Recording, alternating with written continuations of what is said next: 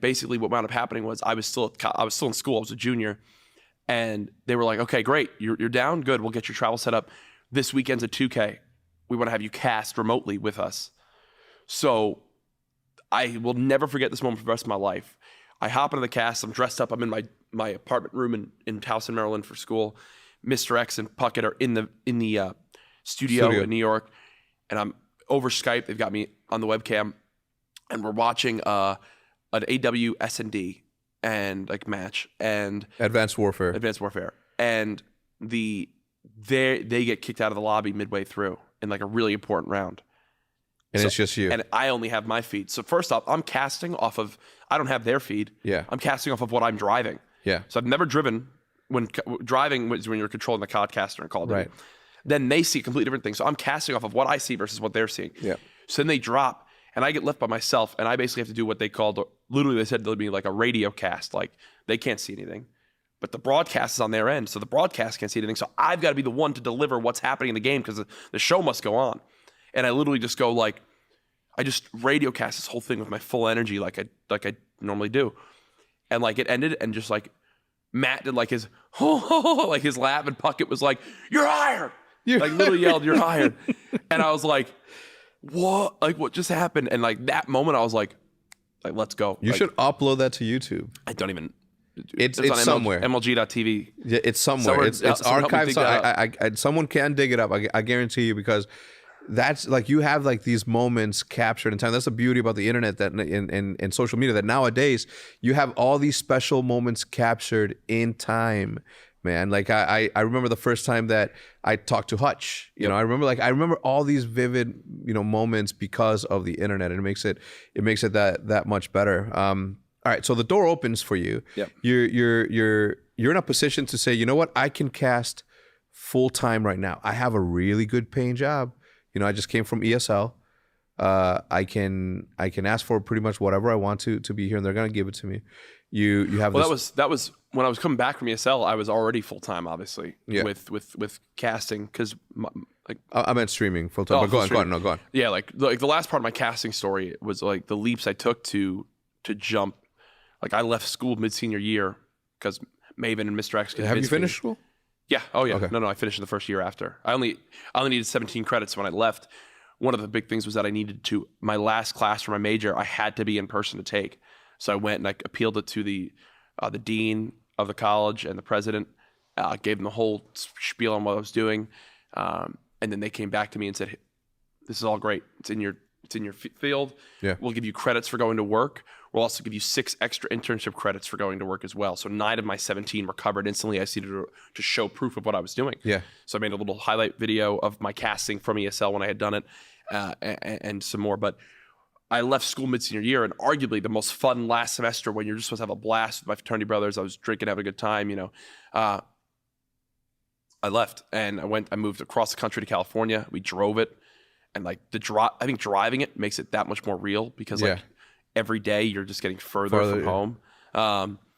And I went out there with basically a minimum wage job and just said, let's do it. And I knew once I got there, because living is expensive out there, obviously, I knew that I needed to do something to get me not only A, more financially stable, supplemental income, but B, I needed to guarantee that I would be a top caster in Call of Duty, where I knew I would be at every event. Because at that point, still Puckett and Benson. Yep.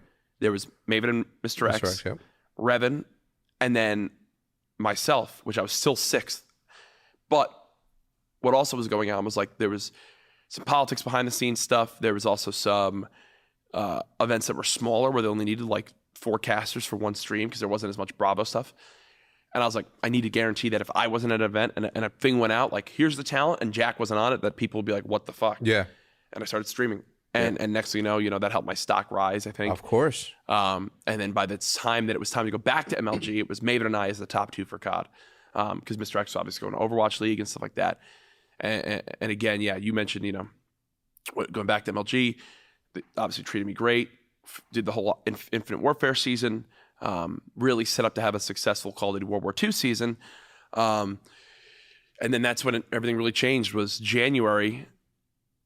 Well, I had originally gotten an offer from Optic too. Yep. And it wasn't we just weren't seeing eye to eye with exactly what I needed to do it and make myself feel comfortable. Because if I was going to go full time, I knew I didn't have the following yet and the audience to make me. I needed to be able to live the same life that I was living, and not have to worry about certain things financially before I went full time. God forbid it crashed, right? And it did terribly. Then I needed to make sure that even if I made $0 off streaming, I could still live a life and enjoy it. And so I waited, and then January hit. And I remember it was like the second week of the Call of Duty World War II Pro League, and the Call of Duty World War II season was just stupidly long. Yeah, I'll say that pretty bluntly. It was way too long of playoff matches. It reminded me of like a baseball of regular season matches.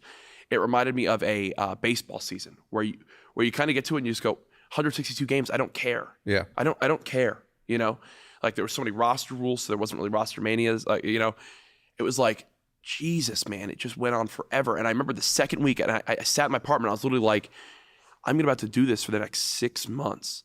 And I'm already sick of Ardennes Forest CTF. And I'm going to have to see that 150,000 more times. Yeah. And then like literally the next day I got a phone call from I think it was Reed or Jay. Mm-hmm. And they were like, let's make this happen. And they were like, we will make sure you have what you need. Yeah. Let's just make this happen. Yeah. And the second I got that. Now, to be clear, we had already approached you, Hitch and I had already approached you and Maven. Oh, yes. I mean, you guys. I mean, we were kind of, you know. No, so you, Davis especially, because Davis has a certain way with things. But you and Davis were obviously were the ones who planted the idea. Yeah. And followed through with yourself. It and everything. And it was they were the ones that's delivering the offer to me. Yeah. And so when that happened, I was like, it was the same feeling I got when I moved to California. It was the same feeling I got when I took the role of fraternity president at Towson. Same feeling I got when I moved back to New York from ESL was like, this is the next step. Yeah. And I just knew it instantly. And I brought it up with Maven, and Maven looked at me and he was like, obviously my best friend. We literally did everything together, and we still like. I genuinely love him more than almost anyone. And he literally was like, "You are an idiot if you do not leave." Yeah. And that was me leaving him, my co-cast, my best friend, the guy I lived with, the guy I worked out with, everything. And he was like, "You are an idiot if you don't leave." And when I heard that, I was like, "It's done." How good of a friend is that, though? Because it would have been really easy for him to even plant the smallest little doubt. And as your friend, you would have taken that weight in gold, 100%. brother, right? And, you know, friendships like that don't come along, you know, because, you know, because Maven's a super stand-up guy. I love the dude, right? Yep. Obviously. But the ability for a human to say, I'm going to suffer from this, you know, emotionally because I'm losing my friend, you know, physically because I'm not going to be as easy to get along. Well, I'm not going to have as good a time at work because I don't have this. So it's going to, like, the day's going to seem longer in a sense. Yeah. So for him to be like, you're an idiot, you know, that's super, super cool. Anyway, sorry, Twinster. I just wanted to give him a shout out. He's like, not only did Don't fucking cry, Jack. do that. No, I'm not. Not only did he do that, but he helped me. He was one that convinced me to move to Cali. Mm-hmm. So like, and do that full time. So, so that was nuts. So, you know, once that happened, it was like, all right, let's do it. And thankfully, you know, MLG, everyone from MLG was super supportive, which also really helped. I did cry a lot when I left there. Yeah. Because I obviously loved it. I loved everyone at MLG. You know, my dream was to work at MLG from when I was when I was a fan at the first MLG Meadows event to when I was an unpaid intern. It was surreal to when I was one of the faces of Call of Duty, you know? And to then be leaving that, I was like, there was no timeline in my head when I was 14-year-old Jack who was on Halo 3 that would leave MLG ever. Right. But it became a thing, and it was the best thing I ever did. That's crazy thing about that to me. Go ahead, take some water, man. You deserve it. No, Jesus. Thanks. Wow. Look, I know this story, but when you tell it in a setting like this one, you know, we're in an office building that houses close to, you know, 10,000 offices. Yep. I'm making that shit up. I don't know. You totally made that up. But it's an empty room. We have some production company here, but we have the soccer Hall of Fame opening up across the street. So if you hear any noise and music, just I pretend like you don't hear. Let's continue with the podcast. Yeah. But when you hear it from my perspective, the way that I'm hearing it right now, man, like it really transcends and it hits me a little bit because I connect with that, man. You know, not only because you're my friend, but because I've seen you grow and just literally skyrocket, man. And it goes back to the thing where I say, like, I can open doors all day long for people, and I'm not saying that I did this for you. I'm just saying in general. But it's up to the individual to walk through the door and then own the room, right? Like I could have put. I mean, think about the amount of players that no longer play for Optic that had the same opportunity that the Nadeshots and the Scumpies and the Big Timers and the Mikes had, right? Like they just didn't take that opportunity. And Hitch and I have this saying all the time because when he first came on and when I told him, and I remember I have it recorded, I have my phone out, Seth's there, and I'm like, you're gonna join Optic, okay? But this isn't, you haven't made it yet. Mm-hmm. When you make Optic is when you work the hardest. You haven't made shit. This isn't like, oh, I made Optic, hands behind the back, I'm gonna relax, it's time to chill. It's hard work time. And a lot of people throughout the years have suffered from that mentality of that. So